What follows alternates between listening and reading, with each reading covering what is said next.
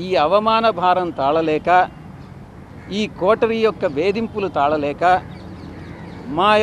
నాకు అప్పట్లో నా నాయకుడైనటువంటి జగన్మోహన్ రెడ్డి గారి మనసులో స్థానం లేదని గ్రహించి వేదన చెంది నేను పార్టీ వీడడం జరిగిందే తప్ప వేరే ఏ కారణం కాదు. మరొక్కసారి చెప్తా ఉన్నాను, మీరు ఈ రోజుకు కూడా ఈ యొక్క యూట్యూబ్ ఛానల్స్లో పార్టీలో నెంబర్ 2గా ఉన్నటువంటి వ్యక్తి విడిపోయాడు, పార్టీలో నెంబర్ 2గా ఉన్నటువంటి వ్యక్తి విశ్వాసఘాతకానికి పాల్పడ్డాడు, పార్టీలో నెంబర్ 2గా ఉన్నటువంటి వ్యక్తి జగన్మోహన్ రెడ్డి గారిని మోసం చేసి వెళ్ళిపోయాడు అని పదే పదే చాలా న్యూస్ ఛానల్స్లో మా వాళ్లే కొన్ని రాయిస్తూ ఉన్నారు, మీరు కొన్ని రాస్తూ ఉన్నారు.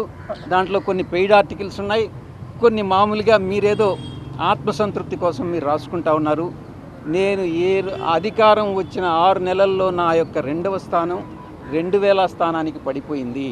కాబట్టి దయచేసి నేనేదో నెంబర్ 2 స్థానంలో ఉన్నాను అన్నటువంటి విషయాన్ని మర్చిపోండి, తిరిగి రాయవద్దు అని మీకు అందరికీ కూడా విన్నవించుకుంటాను.